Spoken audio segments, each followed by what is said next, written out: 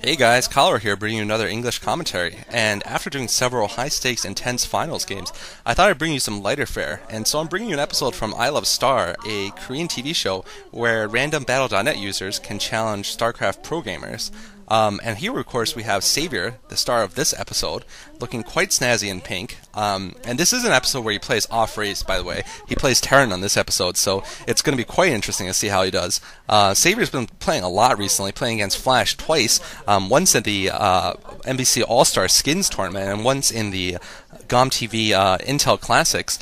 And here we see the three commentators for I Love Star. The central commentator, the one sitting in the center, is actually Marie, who you see here. And she's actually one of the best female StarCraft players in Korea, often finishing in the top 3 at the female leagues.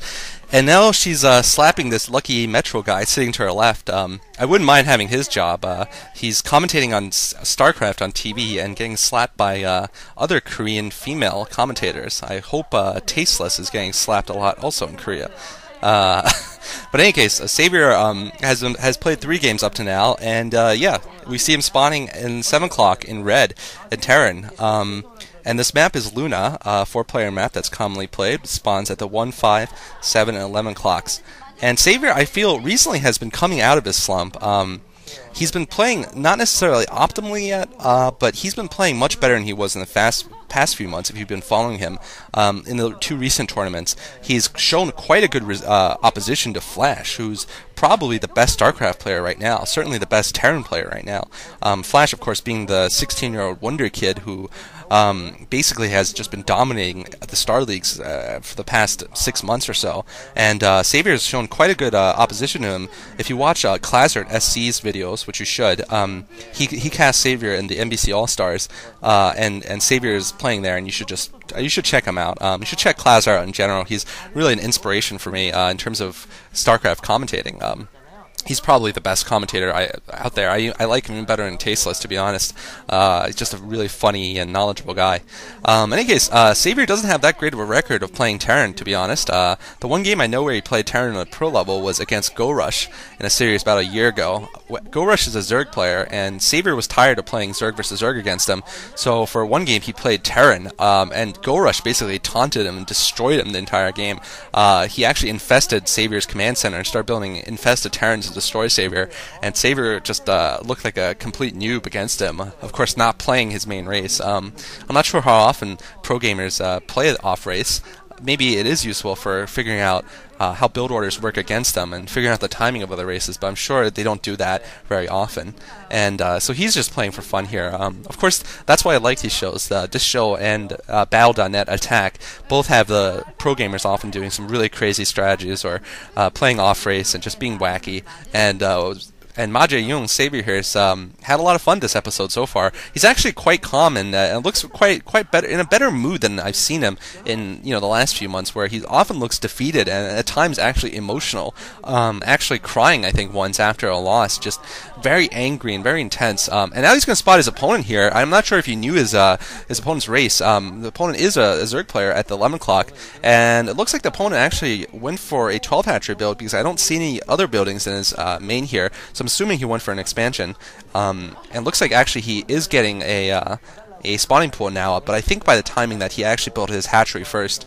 And Savior is going for 2 supply depots and a barracks, which is interesting. I guess it would make sense if he's going for a fast expand here. And it looks like he is going for a fast expand in his natural, so yeah, his build is basically going for a barracks and then expansion.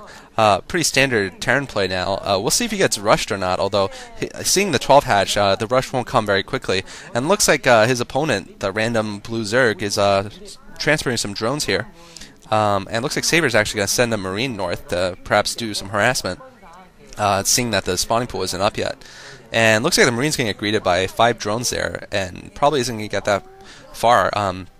Zerglings being made for his opponent. And one thing that Savior actually said earlier in this commentary. Someone translated it from Korean. He said that his hands are very small compared to most pro gamers, and so he doesn't actually use hotkeys very often past the first 3 because he doesn't like to reach his hands across. It uses too much time for him, or just he can't do it on his keyboard. And so he actually doesn't use hotkeys very often for most of his units. He really just relies on clicking and selecting them with his mouse.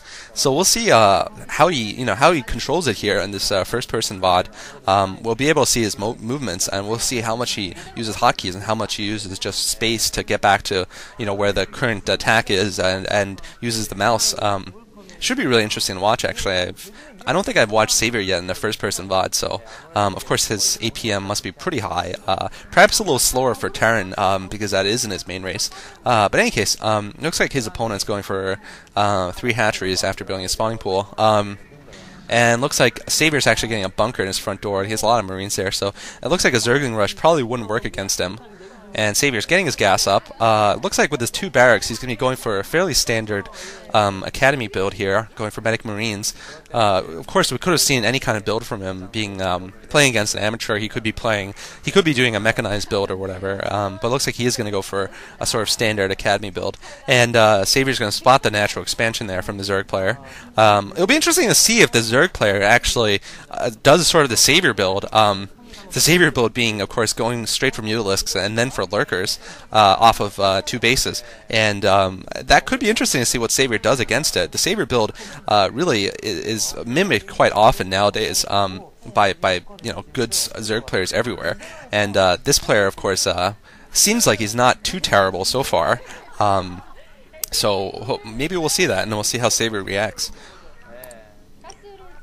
Excuse me, and Savior actually having some trouble here building a supply depot. He actually had to move all of his SCVs mining gas out of the way before he could plant the supply depot. I guess he's not used to building Terran buildings. You have to build a lot more buildings for Terran, and Savior might not be that used to it. In any case, Savior's building more supply depots. Looks like his academy is researching STEM. And we'll see if Savior decides to go for a pressure kind of push early on, the same kind that often happens to him, where the Zerg player is forced to build sunken colonies because of the pressure that the Terran places on him with the first group of medic Marines. And looks like Savior getting a factory, actually.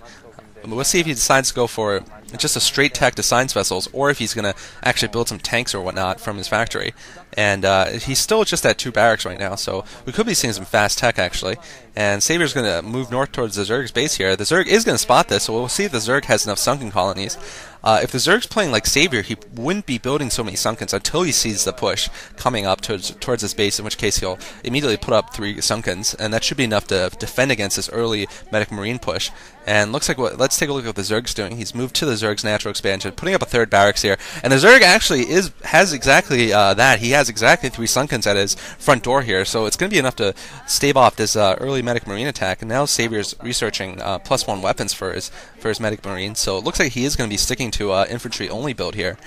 He's not going to be able to do anything here at the front door. And Savior doesn't have any idea what his opponent's teching to yet, actually. Looks like he does get actually, he's going to get a scan off, and now he's going to see the Spire. So he's going to know that Mutalisks are coming. So far, the opponent's basically doing what Savior would be doing in this match. Of course, Savior would have been more aggressive with his early Zerglings, certainly. Would have tried to slow down the attack from the Terran player, and would be actively sort of denying any kind of scout that Savior's throwing out. But this Zerg player is a little more content to stay within his own base. And Savior now looking for a second expansion, a clever move, because Savior himself does the second expansion quite often. Often after getting a Spire up and building the initial Mutalisks, Savior will go for a second expansion and then go up for Lurkers. And Savior's getting surrounded, actually. The opponent actually making a really good surround with his Zerglings, and Savior's medic Marines are actually going to get taken out, and Savior's laughing here. You can see him laughing in the bottom right, but this is kind of serious for Savior.